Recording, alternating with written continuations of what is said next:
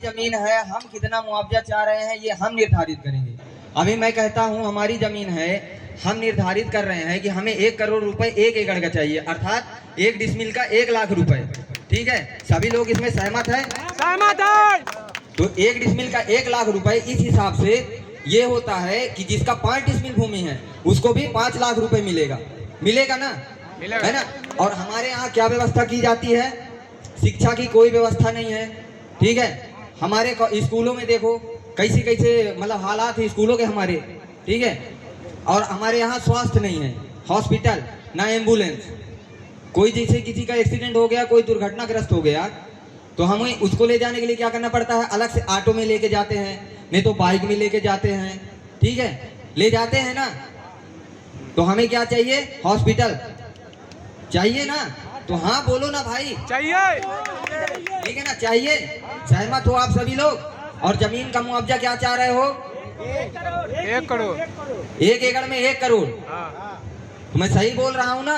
सही बोल क्योंकि रहा। हमारी जमीन है। अब मैं बताना चाहता हूँ कि जैसे जो ब्लास्टिंग होती है, अभी जो ये प्लांट लगा है इसमें जो ब्लास्टिंग होती है, श्रीमान तहसीलदार महोदय, श्रीमान विभागीय अधिकारी महोदय भी बैठे हैं यहाँ पे, मैं इनको भी अवगत कराना चाहता हूँ कि जो ये ब्लास्टिंग होती है ये निर्धारित की गई सीमा से अधिक होती है। क्योंकि जो निर्धारित की गई सीमा है उसमें किसी भी घर का मतलब नुकसान होना तय होता है, तो उसको मुआवजा दिया जाएगा। तो किसको किसको मुआवजा मिला आप ये बताओ? किसी को मिला? नहीं मिला ना? तो ब्लास्टिंग का आप विरोध क्यों नहीं करते? आप सभी लोग तो आके सहमत हैं। हाँ मैं सहमत हूँ कि मेरे गांव की सारी जमीन आप ले लो, लेकिन कितना दो मेरे को मुआवजा? मेरा जमीन मैं दे रहा हूँ, मेरे को मुआवजा मेरे हिसाब से चाहिए। क्योंकि उस जमीन को पहले वो दमक था, फिर मैंने उसको खोद खोद के खेत बनाया, तब जाके वो जमीन खेत बना। अब खेत बना है तब ना जाके मैं उसमें जोत रहा हूँ, उसमें खेती कर रहा हूँ। अब आप मेरे से मेरा पूरा का पूरा एकदम प्राण ले रहे हो। कुछ को बोलते हैं प्राण। खेत हमारी माता है, धरती हमारी माता है, इसीलिए बोला जाता है कि भारत हमारी माता है। भारत माता की भूमि हमारी माता है, भूमि हमारी माता होती है। आप एक पुत्र से आप अपना माता छीन रहे हो। आप ये बताओ कि जो हमारी जमीन है हम उसे आपको क्यों दें? उसके एवज में आपने हमें क्या प्रदान किया? कोई दिया? कुछ मिला आपको? हाँ तो बोलिए ना कि नहीं मिला। नहीं मिला। नहीं मिला नहीं ना? मिला। नहीं मिला। तो आप क्या चाहते हैं कि 2-2.5 लाख रुपए 10 लाख रुपए एकड़ के हिसाब से जमीन दे दोगे, फिर उसके बाद आपके बच्चे होंगे, आप 10 लाख रुपए 2 साल में खत्म कर दोगे? 1 साल में खत्म हो है ना? 20 लाख लोग एक थार खरीदोगे, वो खत्म हो जाएगा 20 लाख। ठीक है ना? पैसा आएगा तो कुछ ना कुछ तो खरीदोगे ना। तो 1 लाख नहीं देना है, 1 एकड़ में 1 करोड़, अर्थात 1 लाख रुपए 1 डिसमिल जमीन का। ठीक है, और जो हमारे यहाँ सड़क बनाई गई है, 3 सीसी सड़क निर्माण की गई है। ठीक है, 3 सड़क निर्माण की गई है। उसमें से तीनों सड़क कैसे कैसे बनाई गई है? आधा इधर, आधा उधर, आधा इधर, ऐसे सड़क बनाई। जो नाली आई है गांव के लिए आई है, उसको खेतों में बना दिए हैं। वो खेतों में इसलिए बनाए ताकि आपके खेतों में पानी न जाए। अरे भाई, पानी हमारे खेतों के लिए चाहिए। नदी में ले जाने के लिए बहुत पानी आ जाती है, जंगल से आ जाती है, पहाड़ से आ जाती है। हमें ये नहीं चाहिए कि हमारे खेत का नाली जो बना है उसको आप सीमेंटेड कर दो ताकि हम बाद में पानी ना ले पाए। और जैसे रोजगार की बात हो गई, तो रोजगार अभी हमारे क्षेत्र में बोला गया था 70% जो प्रभावित किसान हैं उनको दिया जाएगा। तो कितने ऐसे 70% है जिनको रोजगार मिला है? सिर्फ 2 लोगों को छोड़कर अपने क्षेत्र में, एक वीरेंद्र, एक शुभम। इनकी भूमियां अभी तक नहीं अधिग्रहण हुई है। ठीक है, और जो हम मेरा भूमि, मैं मुशर्रफ, मेरा बाप मुहर्रम, ठीक है, मेरी भूमि अधिग्रहित की गई थी 2011-12 में। उस समय से आज तक मेरे को कोई रोजगार नहीं मिला है, किसी को नहीं मिला है। नहीं मिला है।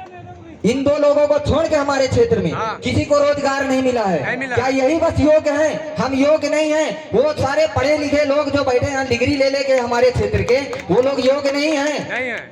योग्य हैं तो उनको रोजगार दिया जाए। मैं कंपनी प्रबंधन से निवेदन करता हूं कि जो योग्यता है उसके आधार पर आपके द्वारा रोजगार उनको दिया जाए। आपके द्वारा अपने प्लांट में किसी भी स्थानीय नागरिक को कोई रोजगार नहीं दिया जाता है, बल्कि बाहरी जो आते हैं, बिहार से आते हैं, झारखंड से आते हैं, उनको आप रोजगार देते हो प्राथमिकता के तौर पर। ऐसा क्यों होता है? और जो हमारे यहाँ शासकीय भूमि अधिग्रहित की जा रही है, आवंटन के लिए आवेदन हुआ है, उसके संबंध में आप सभी को ज्ञात होगा, मैंने बताई थी ग्रुप में ये बात कि हमारे ग्राम सभा छतई द्वारा 24 से पहले किसी दिन हुआ था ग्राम सभा, है ना। उसमें अध्यक्ष महोदय अजय सिंह मोड़ थे। उन्होंने, उनकी अध्यक्षता में हमने जो ये कंपनी का आवंटन हुआ था शासकीय भूमि के लिए, जो अपने यहाँ से प्रस्ताव पारित होना था कि एनओसी दिया जाए, उसके लिए हमने वो आवंटन का प्रस्ताव खारिज किया गया है। ठीक है, अपने यहाँ मतलब ऐसा प्रस्ताव पारित हुआ है कि जो शासकीय भूमि है अपने यहाँ की छतई की, वो शासकीय भूमि अडानी कंपनी को नहीं दी जाएगी। इसलिए नहीं दी जाएगी क्योंकि वो शासकीय भूमि मुफ्त में ले रहे हैं। क्यों ले रहे हैं मुफ्त में? हमारे पंचायत में पैसा जमा करें उसका ना, प्रति एकड़ 50 लाख रुपए शासकीय भूमि का, क्योंकि भूमि हमारी है, शासकीय हो या प्राइवेट, वो किसी की नहीं, हमारे ग्राम पंचायत के अंतर्गत आती है, अर्थात वो भूमि हमारी होगी। यदि मैं गलत बोल रहा हूं तो मुझे कोई अभी आके रोक दे कि भाई तुम गलत बोल रहे हो। शासकीय भूमि हमारे ग्राम पंचायत की है। वैसे भी हमारे ग्राम पंचायत आदिवासी क्षेत्र की ग्राम पंचायत है। ठीक है, यहाँ आदिवासी सरपंच होता है, आदिवासी सचिव होता है।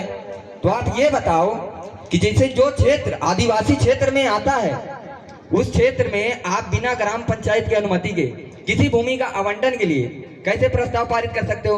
और पहला बात, ये लोग सरपंच पे दबाव बनाते हैं। इनसे नहीं बनता तो कलेक्टर महोदय से दबाव बनवाते हैं, उनसे नहीं होता कलेक्टर महोदय एसडीएम साहब को दबाव देते हैं कि आप उनको बोलो। एसडीएम साहब क्या करते हैं, नायब सर को बोलते हैं कि आप उनको दबाव दो। नायब सर क्या कहते हैं, सचिव को बोलते हैं कि आप उनसे प्रस्ताव ला के दो। सचिव क्या करते हैं, सरपंच के पास, मैडम जी प्रस्ताव देने के लिए बोला गया है। अब सरपंच क्या करे भाई, सरपंच करे तो करे क्या?